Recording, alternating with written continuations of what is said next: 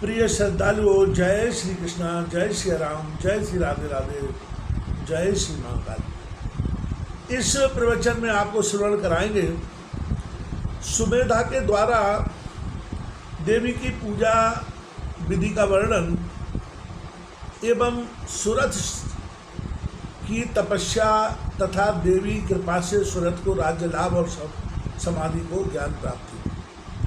राजा सुरथ ने कहा, भगवान अब भगवती जगदम्बा के आराधन की विधि सम्यक प्रकार से मुझे बताने की कृपा करें। साथ ही पूजा विधि, होम विधि और मंत्र भी स्पष्ट करके बता दें। सुमेधा जी कहते हैं, राजन सुनो, मैं भगवती की पूजा का उत्तम प्रकार बताता हूँ। इसके प्रभाव से मनुष्यों की अभिलाषाएं पूर्ण हो जाती है।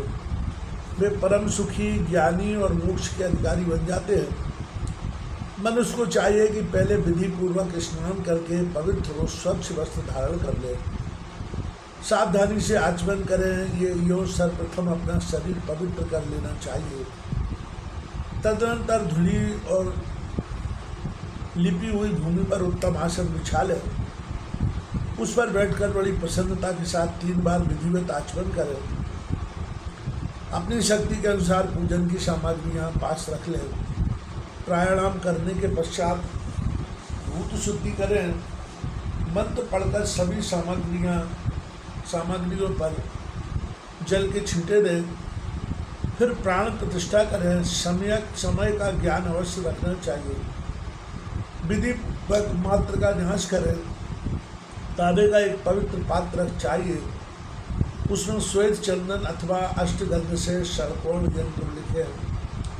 उसके बाहर अष्टकोण मंत्र लिखना चाहिए।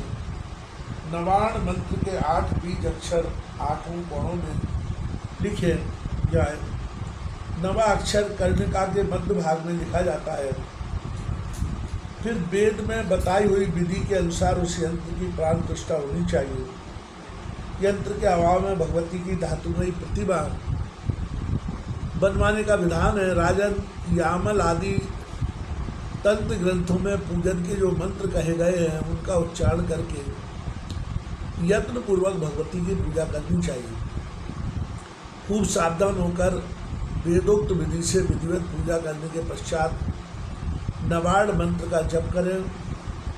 मन भगवती के ध्यान से कभी विरत न हो। दशांश हवन करें। हवन का दशांश तर्पण, उसका दशांश मार्जन और उसका दशांश विप्र भोजन होना चाहिए। प्रतिदिन 3 चरित्रों का पाठ होना आवश्यक है। फिर विसर्जन करना चाहिए।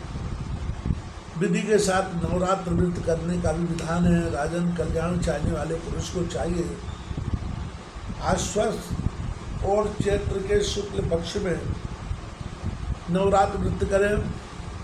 हवन विस्तार पूर्वक होना चाहिए। अनुष्ठान में किए हुए मंत्र पढ़कर पवित्र खीर से हवन करें। उस खीर में घी, चीनी और शहद मिला लेनी चाहिए।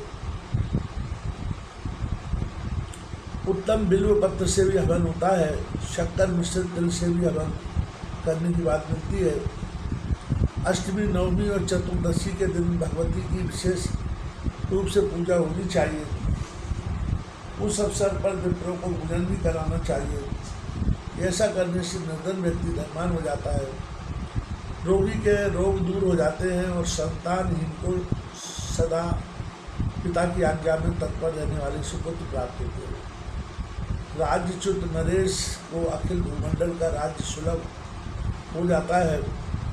भगवती महामाया की कृपा से शत्रु द्वारा पीड़ित व्यक्ति में ऐसी शक्ति आ जाती है कि वह उसे परास्त कर देता है। जो विद्यार्थी इंद्रियों को बस में करके भगवती की आराधना करता है उसे पुण्यमयी उत्तम विद्या मिल जाती है, इसमें कोई संशय नहीं है। विप्र, क्षत्रिय, वैश्य अथवा शूद्र सभी भगवती जगदम्बा की पूजा के अधिकारी है। भक्ति पूजक पूजा करनी चाहिए, फिर तो वह संपूर्ण सुख का भागी हो सकता है। जो स्त्री अथवा पुरुष भक्ति में तत्पर होकर नवरात्र व्रत करता है उसका मनोरथ कभी विफल नहीं रह सकता। आश्वन शुक्ल पक्ष के उत्तम नवरात्र को जो भक्ति भाव के साथ करता है उसकी संपूर्ण कामनाएं सिद्ध हो जाती हैं। विधिवत मंडल बनाकर पूजा के स्थान का निर्माण करना चाहिए। फिर वेद के मंत्र की विधि से कलश स्थापन करें। यंत्र को भली भांति ठीक करके उस कलश के ऊपर रख दें। कलश के चारों ओर उत्तम जो बो दिए जाए, ऊपर चांदनी लगा देना चाहिए, जिससे फूल के हारों से चांदनी सुशोभित हो। जहाँ भगवती की स्थापना की जाए वह घर धूप दीप से सदा संपन्न होना चाहिए। प्रातः, मध्याह्न और संध्या तीनों समय भगवती की पूजा करें। देवी चंडिका के पूजन में शक्ति के अनुसार पर्याप्त धनव्यय करें। कृपणता न करें। धूप दीप, नैवेद्य, फल फूल, गीत बात, स्तोत्र पाठ और वेद पारायण इन सभी उपचारों से देवी का पूजन संपन्न होता है। अनेक प्रकार के बाजे बजे और उत्सव मनाए जाए। कन्याओं का विधिवत पूजन करें। वस्त्र भूषण, चंदन, अनेक प्रकार के भोज्य पदार्थ, सुगंधित तेल और हार, मन को प्रसन्न करने वाली इन सामग्रियों से कन्याओं की पूजा करें। इस प्रकार पूजा की विधि संपन्न करके मंत्र द्वारा हवन करना चाहिए। अष्टमी तथा नवमी किसी दिन भी विधि के साथ हवन कर सकते हैं। फिर विप्रों को भोजन करावें। नवरात्र व्रत का पारण 10वें दिन करना चाहिए। भक्तिनिष्ठ राजा अपनी शक्ति के अनुसार धनदान करे।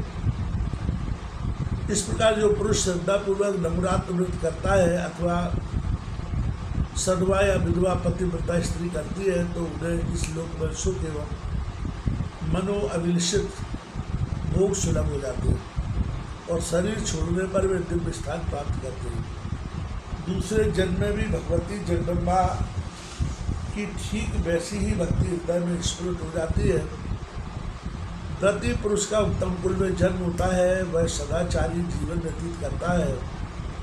यह नवरात्र व्रत संपूर्ण व्रतों में श्रेष्ठ कहा गया है। इस व्रत के करने से प्राणी समस्त सुखों के भागी हो जाते हैं। राजन, तुम इसी विधि के अनुसार भगवती चंडिका की आराधना करो, फिर तो तुम्हारे संपूर्ण शत्रु परास्त हो जाएंगे और तुम सर्वोत्तम राज्य पा जाओ। भूपाल, तुम्हारा शरीर परम सुखी हो जाएगा। तुम्हारे भवन में दुख नहीं ठहर पाएंगे। फिर तुम्हारे स्त्री और पुत्र तुम्हें मिल जाएंगे, इसमें कोई संदेह नहीं।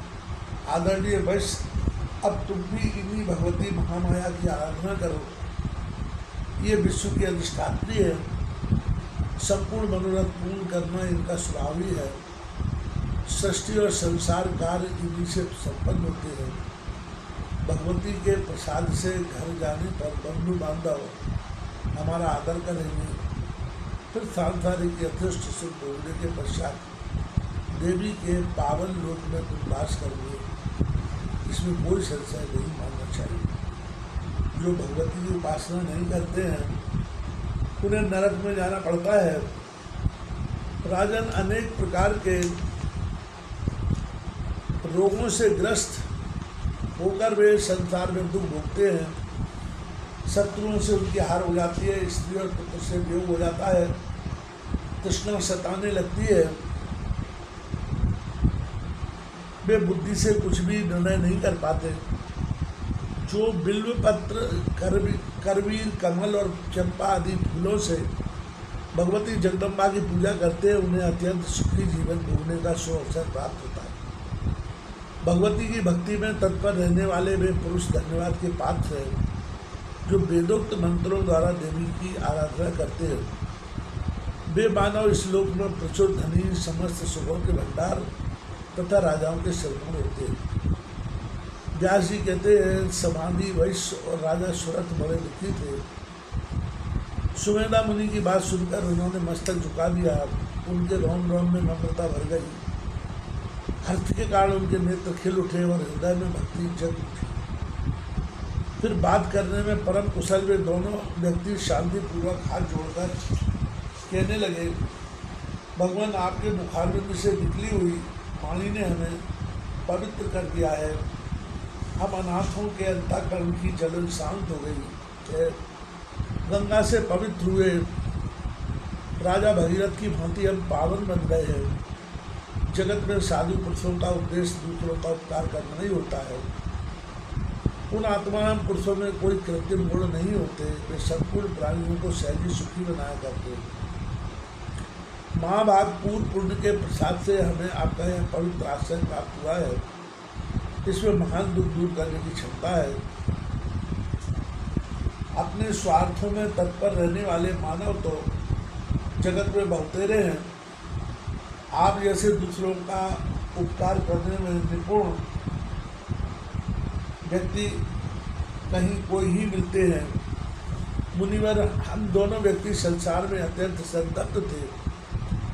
आपके आश्रम पर आते ही हमारा खेद दूर हो गया।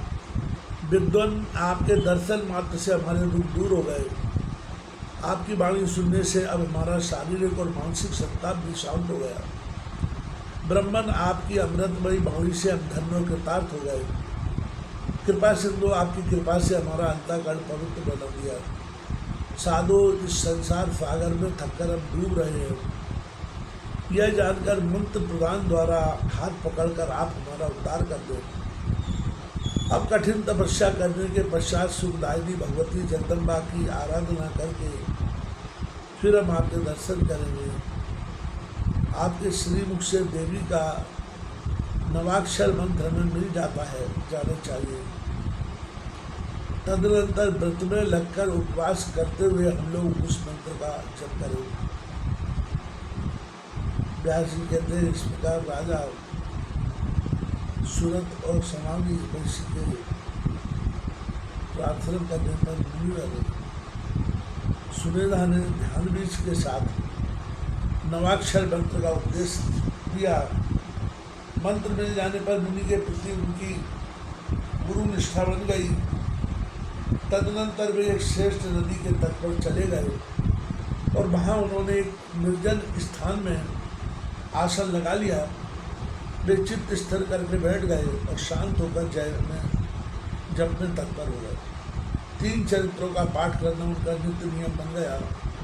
यूँ ध्यान करते हुए उन्होंने 1 महीने का समय व्यतीत कर दिया। तदनंतर भगवती के चरण कमलों में उनकी अपार श्रद्धा उत्पन्न हो गई। उनकी बुद्धि में किसी प्रकार का संकल्प विकल्प नहीं रहा। सुमेधा मुनि बड़े महात्मा पुरुष थे। कभी कभी सूरत और समाधि उनके पास जाते और चरणों में मस्तक झुकाकर लौट आते थे। फिर आसन लगाकर बैठ जाते थे। उनके लिए कभी कहीं भी दूसरा काम नहीं रह गया था। देवी के ध्यान में निरंतर लगे रहकर वे सदा मंत्र का जप किया करते थे। राजन, इस प्रकार तपस्या करते हुए 1 वर्ष का समय व्यतीत पूरा हो गया।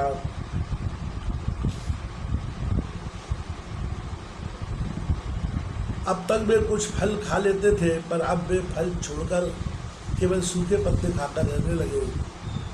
यूँ सूखे पत्ते खाकर राजा सूरत और समाधि वैश्य ने 1 वर्ष तक तपस्या की। वे इंद्रियों को बस में करके जय और ध्यान में संलग्न रहते थे। 2 वर्ष की अवधि समाप्त हो जाने पर एक समय स्वप्न में भगवती जगदम्बा के मनोहर दर्शन उन्हें प्राप्त किए। भगवती जगदम्बा लाल रंग का वस्त्र पहने हुए थी। सुंदर भूषणों से उनके सर्वांग विभूषित थे।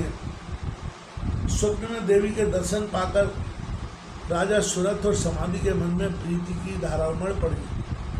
अब वे निर्जल रहकर तपस्या करने लगे। 3रा वर्ष यूँ समाप्त हो गया। इस प्रकार 3 वर्ष तक तपस्या करने के पश्चात समाधि और राजा सूरत का मन भगवती जगदम्बा का साक्षात दर्शन करने के लिए झटपटा उठा। अब वे इस निर्णय पर पहुँचे कि देवी का प्रत्यक्ष दर्शन ही मनुष्यों को शांति प्रदान करने वाला है। हमें यदि वह नहीं प्राप्त हुआ तो हम अत्यंत दुखी होकर सभी का त्याग कर देंगे। यूँ निश्चय करके कठिन तप करने पर भगवती ने राजा सूरत और समाधि वैश्य को प्रत्यक्ष दर्शन दिए। उस समय वे अत्यंत दुखी थे और प्रीति के कारण उनका चित्त विक्षिप्त सा हो रहा था। देवी बोले, राजन, तुम्हारे मन में जो पाने की इच्छा हो वह मांगो। मैं तुम्हारी तपस्या से संतुष्ट हो गई हूँ, मैं समझ गई हूँ कि तुम मेरे भक्त हो। तदनंतर देवी ने समाधि वैश्य से कहा, महामते मैं प्रसन्न हो गई, तुम्हारे मन की क्या विलासा है, कहो, मैं अब उसे पूर्ण करने के लिए तत्पर हूँ। व्यास जी कहते हैं, देवी की बात सुनकर राजा सुरथ का सर्वांग प्रसन्नता से खिल उठा। उन्होंने कहा, अब आप बलपूर्वक मेरे शत्रु का वध करके उससे मेरा राज्य लौटाने की कृपा कीजिए। तब देवी ने राजा से कहा, राजन तुम अब अपने घर लौट जाओ, तुम्हारे शत्रु की शक्ति समाप्त हो चुकी है, अब वे पराजित होकर भाग जाएंगे। तुम्हारे मंत्री आकर पैरों पर गिरेंगे। महाभाग, अपने नगर में जाकर सुखपूर्वक राज्य करो। राजन, 10,000 वर्ष तक अखिल भूमंडल का राज्य करने के पश्चात तुम्हारा यह शरीर शांत हो जाएगा। इसके बाद सूर्य के यहाँ उत्पन्न होकर तुम मनु के पद को प्राप्त करो। व्यास जी कहते हैं, उस समय पुण्यात्मा वैश्य के ने हाथ जोड़कर देवी से कहा, मुझे घर, स्त्री और संपत्ति से कोई प्रयोजन नहीं है, ये सभी फंसाने वाले हैं। स्वप्न की भांति इनकी नश्वरता स्पष्ट है। अतः मुझे तो आप बंधन से मुक्त करने वाला विशुद्ध ज्ञान प्रदान करने की कृपा करें। यह जगत असार है, मूर्ख और पाम रजन ही इसमें फंसे रहते हैं।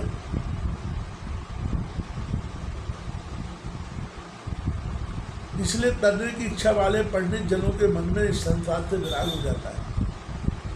व्यास जी कहते हैं, समाधि वैश्य ने भगवती महामाया के सामने खड़े होकर अपना मनोरथ प्रकट किया।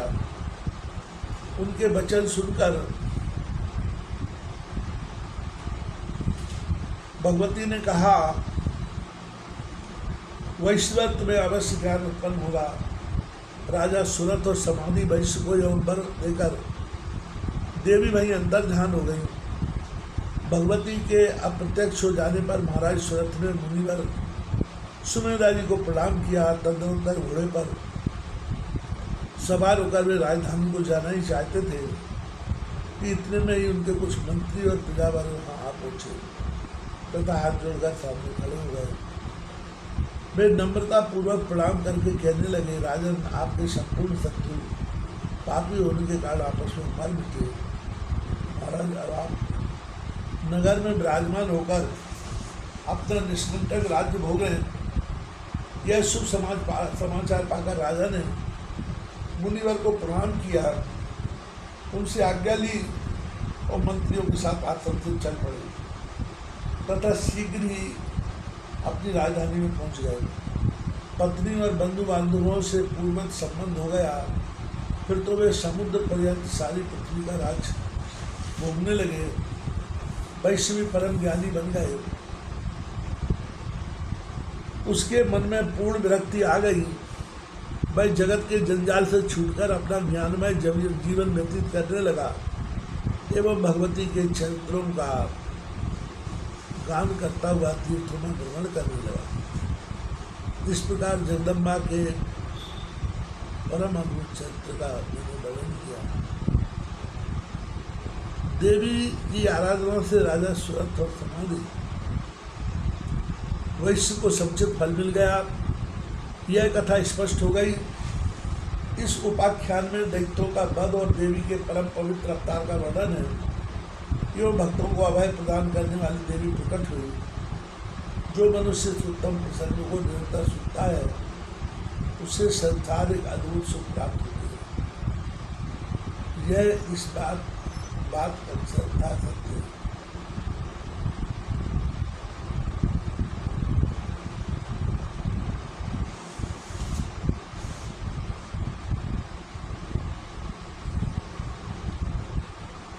इस अत्यंत अलौकिक पवित्र उपाख्यान के सुनने से ज्ञान, मोक्ष, यश और सुख सभी सुलभ हो जाते हैं। इसमें कुछ भी संशय नहीं है। मनुष्यों के संपूर्ण मनोरथ पूर्ण करने वाली यह कथा समस्त धर्मों से ओतप्रोत है। इसे धर्म, अर्थ, काम और मोक्ष का परम कारण माना गया। सूर्य कहते हैं सत्यवती नंदन। व्यास जी संपूर्ण अर्थ तत्व के पूर्ण जानकार थे। राजा जन्मेजय के प्रश्न करने पर उन्होंने इस दिव्य संहिता का उद्घाटन किया है। महाभाग व्यास जी बड़े दयालु थे। उनके प्रवचन में भगवती चंडिका का यह चरित्र स्पष्ट हो गया जो शुंभ के वध से संबंध रखता है। मुनिवरों पुराणों की यह सार बात में बतला दी गई।